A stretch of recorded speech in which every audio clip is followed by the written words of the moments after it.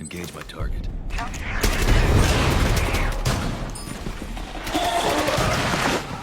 With me! Asset is under it. Bring the asset to the extraction pod. In Rainbow Six Extraction, your mission is to get in, get the job done, and get out. But no two missions are quite the same, and in this episode of our Rainbow Six Extraction Deep Dive series, we're taking a look at how different maps and objectives and difficulties combine to create a dizzying array of possibilities. So let's break it down. You're looking at 12 dynamic maps divided into 3 zones each, 13 different randomized mission types, 18 operators, over 24 React Tech devices. Gah! This thing, like 10 different types of these things, okay? Plus, all this nasty sprawl, which you know just has to smell awful. And on top of all that, you never know which Archeans are going to spawn where and where the objective's going to be. It turns out, actually getting the job done is going to be a little more complex and a lot more intense. New York City, San Francisco, Alaska, New Mexico, and this absolutely weird place. The maps of Extraction are spread out across the whole continent and beyond, with each region more challenging than the one that came before it. The different regions each have their own feel, not just like the touristy flavor of Liberty Island in New York City compared to the frigid frontier situation of Eurydice Valley in Alaska. I'm talking about the architecture, the kinds of spaces you're fighting in, the different challenges, opportunities, and environmental stories they present. It breaks down like this. Each region has 3 maps, and each of those maps has 3 subzones. Every mission sends you off to one map and gives you 3 objectives, 1 per subzone. You have the chance to extract after each subzone, which ends the mission and banks all your progress towards leveling up your operators. So, to see an entire map, you'll need to complete your first 2 objectives and decide to risk it all for the big payout of completing the 3rd and final objective.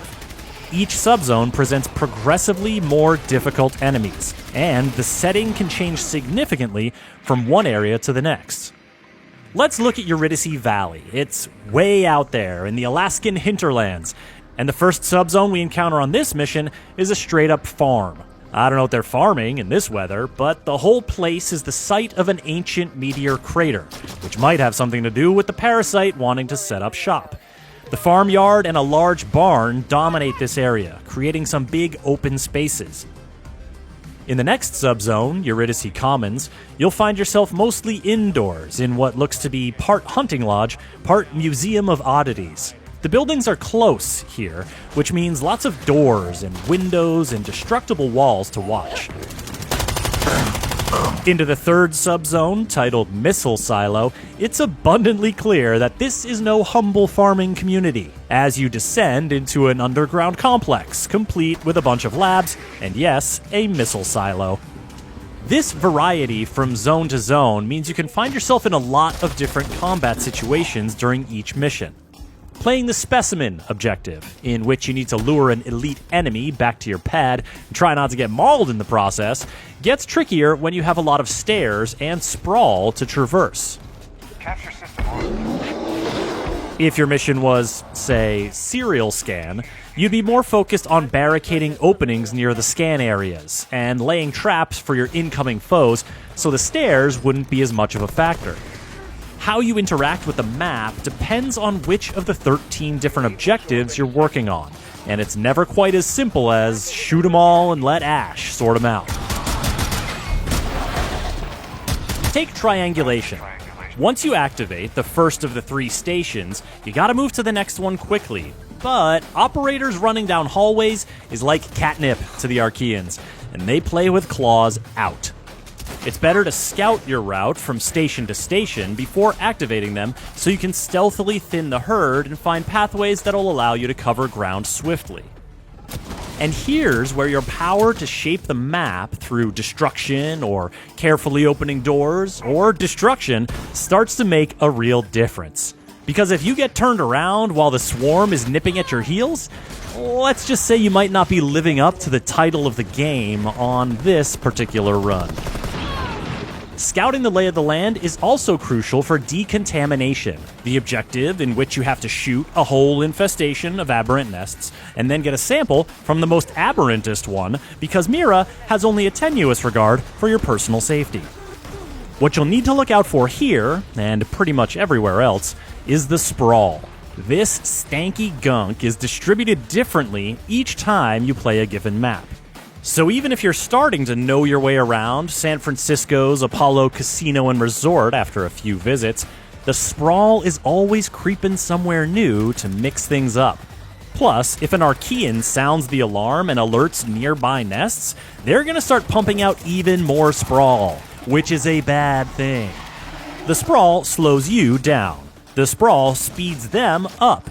The effects of spreading sprawl can essentially alter the map mid-mission in favor of the things that want to kill you.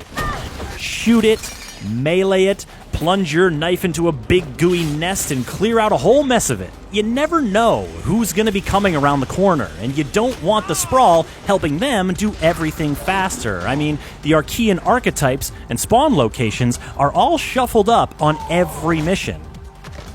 I've played Sabotage and managed to defend my charges with a gaggle of explosive breachers gambling at me on all fours from every which way. But when it's a pack of spikers throwing spikes at me through walls from lion knows where, I don't know, man. Look, we're going to talk a lot more about the different Archeans and tactics to take them down in another episode of this deep dive series. But suffice to say, when it comes to enemies, you never quite know what you're going to get. And hey, if what you're getting isn't making you break a sweat, or you want to get after those operator skill upgrades and weapon unlocks more quickly, then kicking the difficulty up a notch might be right for you. Completing objectives on tougher difficulties yields substantially more progression, but side effects may include increased sprawl, elevated Archean aggression, grievous bodily harm, and stasis foam encasement. So, ask yourself, is it worth the extra risk to get those extra rewards? If you want more info on those rewards, check out the other video in our series, where we delve into how different operators can not only change your approach to the mission, but can also evolve as you level up. Rainbow Six Extraction is launching this January for PS4 and PS5, Xbox One and Xbox Series X and S, cloud gaming, and PC.